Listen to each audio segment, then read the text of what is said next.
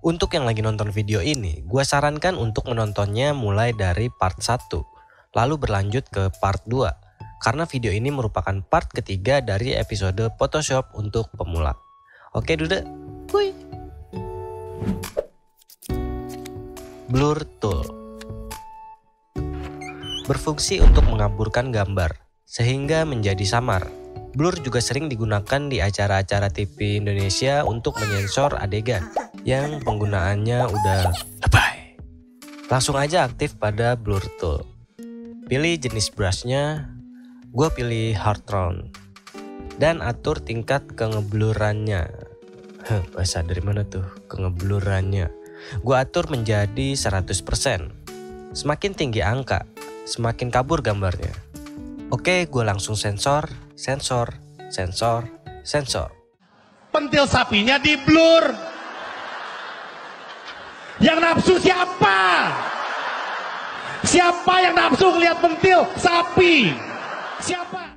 Next, Blur Tool juga bisa digunakan untuk membuat foto terkesan efek depth of field dalam fotografi, di mana lu bisa membuat blur area sekitarnya agar fokus terhadap objeknya lebih menonjol. Aktif pada Blur Tool, pilih brushnya hard round. Nah, di sini ada pilihan sample all layers. Fungsinya buat apa? Contoh, kalau lu bikin layer baru tanpa mengaktifkan sample all layers, terus pengen terapin efek blur di layer ini, nggak akan berpengaruh Dude.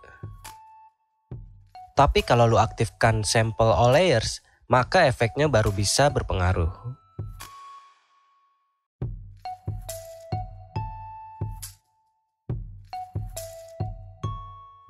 Lo bisa ubah nama layernya menjadi blur, dan bisa tambahkan vignette efek biar terkesan lebih dalam. Sebelum, sesudah. Oke, paham Dude? Kalau gitu, next. Sharpen Tool.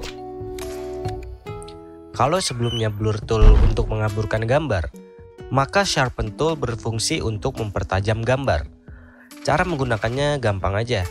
Aktif pada Sharpen Tool, pilih jenis brushnya, contoh gue pilih soft round di mode normal. Lalu tinggal gosok aja ke bagian yang ingin dipertajam gambarnya. Ini perbedaannya, sebelum, sesudah. Mode selain normal ada darken, berfungsi untuk mempertajam gambar pada area gelap dan kelabu. Misalnya di pipinya nih. Tuh ya, cemong udah kayak kena kopi. Sebelum, sesudah. Lalu ada lighten, berfungsi untuk mempertajam gambar pada area terang. Misalnya pada kumis si kucing ini nih. Tuh, maka hasilnya akan lebih cerah. Oke? Saat menggunakan Sharpen Tool, pastikan untuk mencentang Protect Detail agar kualitas fotonya tetap terjaga, alias nggak ngerusak detail aslinya. Contoh, apabila gua tidak mencetak Protect Detail, kembali ke mode normal, maka ini yang terjadi. Sekarang perbedaan jika diaktifkan. Kualitasnya tetap terjaga. Oke, paham ya mengenai Sharpen Tool? Next, Smudge Tool. Smudge berfungsi untuk mengusap suatu objek sehingga menimbulkan efek distorsi, atau bisa juga digunakan untuk mencampurkan warna sehingga menjadi halus dan menyatu. Untuk contoh, udah ada banyak warna di sini. Misalnya pada efek kuas warna biru, gua akan sentuh dan tarik ke atas. Maka efek kuas warna biru akan melebar dan menjadi halus. Untuk menggabungkan dua warna juga bisa. Gua perkecil brushnya 80 cukup. Udah, tinggal goyangkan mouse di warna tersebut. Atau ingin membuat efek abstrak dengan cara menggabungkan keseluruhan warnanya juga bisa. Tinggal naikkan ukuran brushnya. Misalnya 120. Udah, tinggal gosok.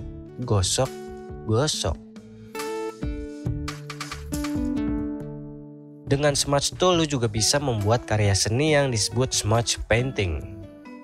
Tapi gua nggak akan bahas smudge painting di episode Photoshop untuk pemula, karena bakalan panjang materi dan langkah penjelasannya ya.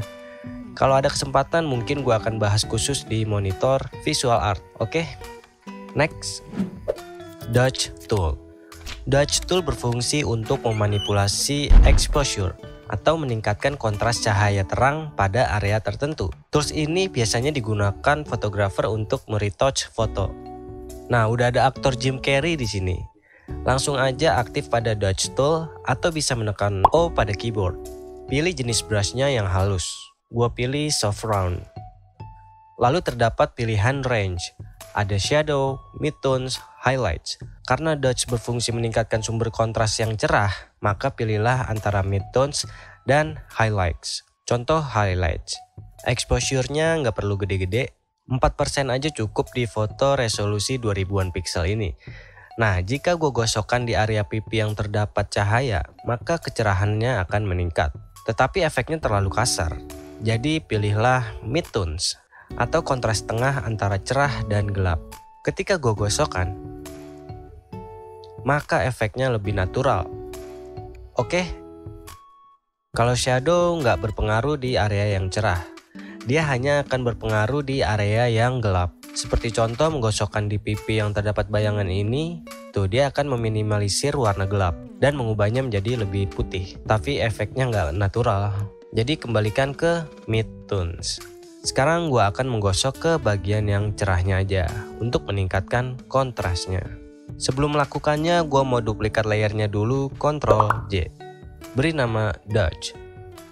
Nah, untuk membantu gue melihat area gelap dan terangnya, gue menambahkan adjustment layer black and white. Lalu aktifkan kembali ke layer Dodge. Sekarang mulai menggosok. Tips mulai dari ukuran brush yang kecil dulu aja. Baru ditimpah agak ke bawah dengan brush yang lebih besar. Oke?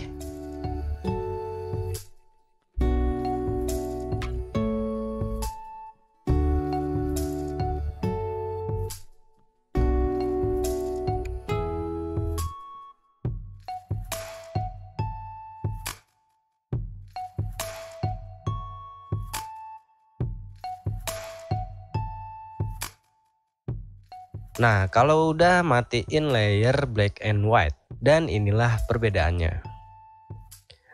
Sekarang dimensi fotonya lebih terlihat.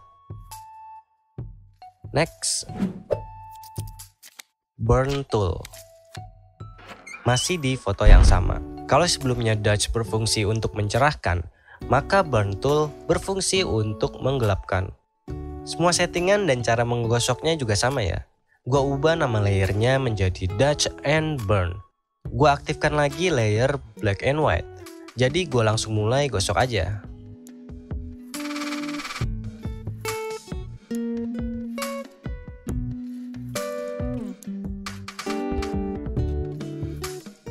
Oke, selesai. Matikan layer black and white. Dan inilah perbedaannya. Sebelum, sesudah. Sebelum, sesudah. Setelah di Dodge and Burn, fotonya menjadi lebih depth. Apa itu depth? Depth itu efek dimensional yang timbul karena ada perbedaan ketajaman dan kontras. Oke, paham ya Dude? Next, Sponge Tool. Sponge Tool terdapat dua fungsi. Yang pertama, desaturate, berfungsi untuk memudarkan seluruh aspek warna pada gambar. Cara menggunakannya masih sama, yaitu dengan menggosokkan brush ke area yang diinginkan. Inilah perbedaannya. Sebelum, sesudah, sebelum, dan sesudah. Warnanya menjadi lebih pudar. Nah, fungsi yang kedua, saturate, membuat seluruh aspek warna menjadi lebih merekah. Inilah perbedaannya. Sebelum, sesudah. Sebelum, sesudah. Dan akan lebih kuat lagi atau lebih merekah jika lo mengaktifkan vibrance. Sebelum, sesudah. Sebelum, sesudah. Seperti efek bloom yang biasanya juga ada di dalam game. Oke, paham? Next, Pen Tool. Sebuah tool yang sangat populer di kalangan desain grafis, di mana lu bisa membuat gambar atau bentuk bebas dengan garis kurva. Fungsi lainnya lu juga bisa membuat garis untuk seleksi foto. Di sini gue udah mempersiapkan bentuk untuk contoh yang basic. Gue aktifkan layer line guide. Lalu bikin layer baru. Aktifkan pen tool. Bisa menekan P pada keyboard. Lalu di sini terdapat dua opsi, shape and path. Opsi pertama gue pilih path. Path ini hanya akan membuat garis. Cara menggunakannya tinggal klik kiri aja. Klik, klik, klik, klik, klik, klik. Nah, kembali lagi ke titik awal untuk menutup path-nya. Klik. Nah, ini udah menjadi satu bentuk. Lu juga bisa memilih titik path tertentu dengan menekan Ctrl, klik kiri. Lalu memindahkan titik path-nya dengan tetap menahan Ctrl. Atau memilih beberapa titik dengan menahan Ctrl and drag untuk membuat area yang diseleksi. Tetap tahan Ctrl untuk memindahkan titik path-nya. Oke, sekarang opsi kedua adalah shape. Nah, kalau shape tidak hanya membuat garis, tapi lu bisa langsung memberikan warna pada outline dan isinya. Misalnya stroke atau outline-nya ini gua ubah warnanya menjadi biru muda.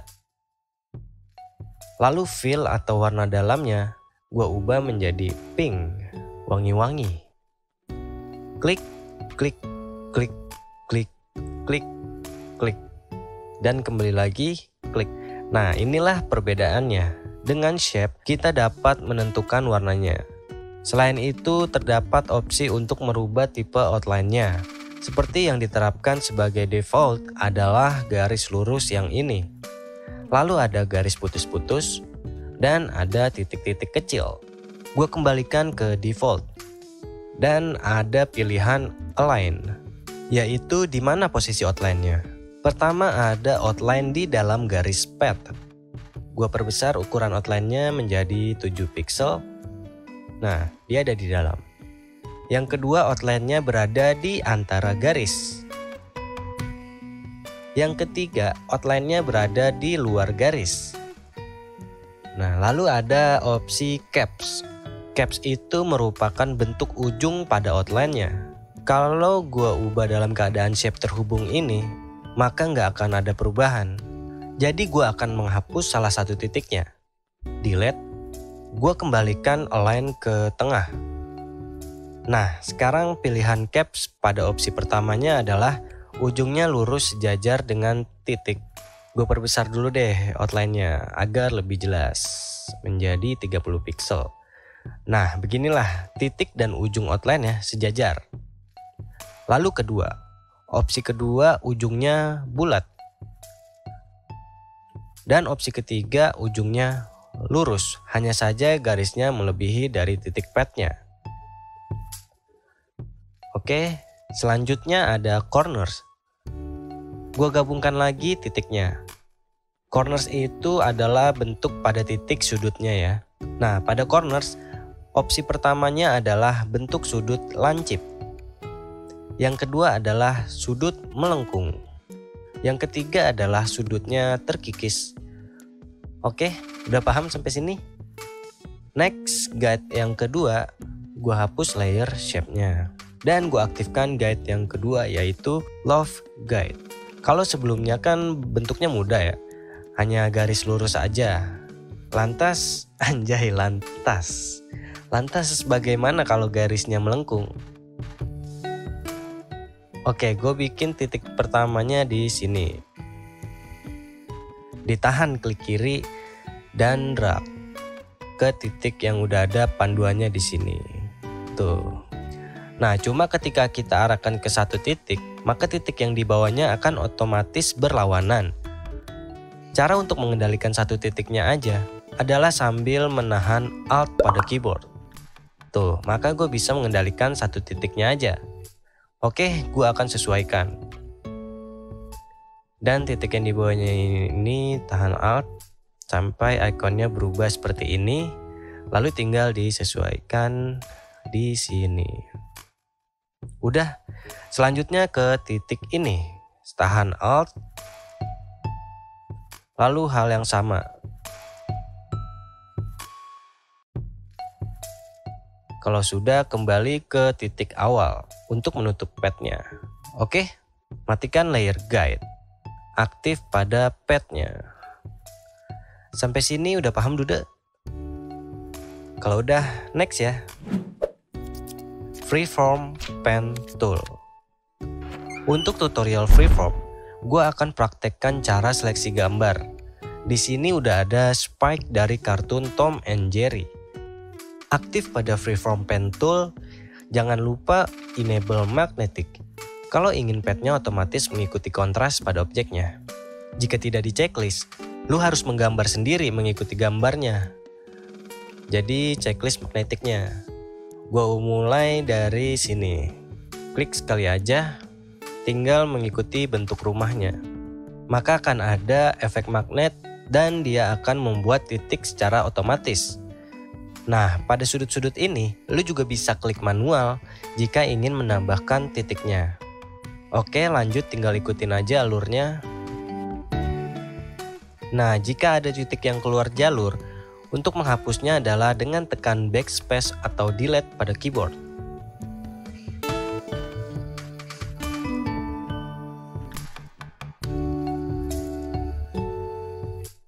Kembali lagi ke titik awal untuk menutup. Sekarang untuk menyeleksinya, klik marks yang ada di atas sini. Hup, udah seleksi deh. Mudah kan? Next. Curvature Pen Tool. Curvature Pen Tool berfungsi untuk membuat garis pad, hanya saja semua titik sudutnya akan melengkung. Jadi tidak bisa titik sudutnya lancip. Oke, semua mode dalam keluarga pen tool hampir sama semua ya. Gua akan pilih pad aja untuk contoh. Sekarang coba untuk menggambar bebas aja. Klik, klik, lalu gua klik di sini. Nah, maka sudutnya akan otomatis melengkung.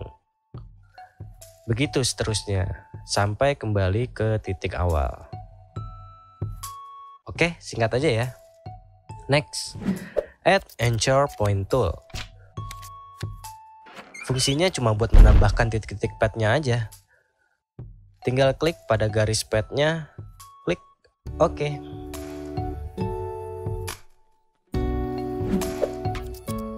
Delete Anchor Point Tool.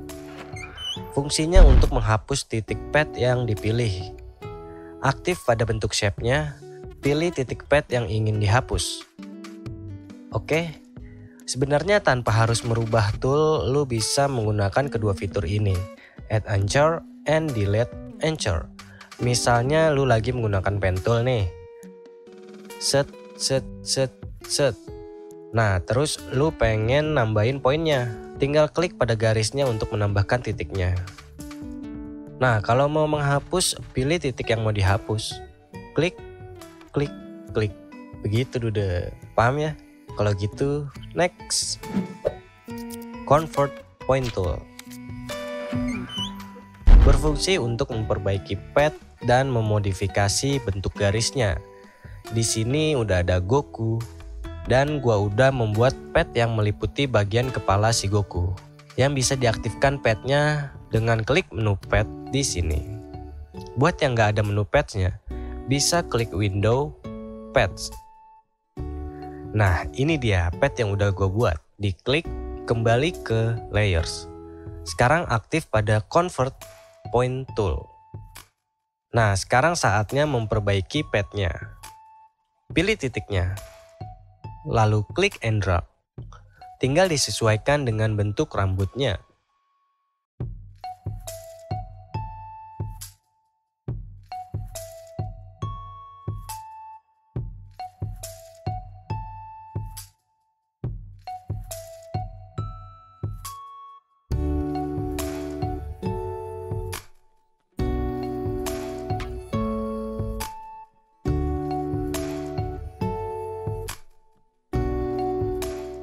Nah, udah selesai.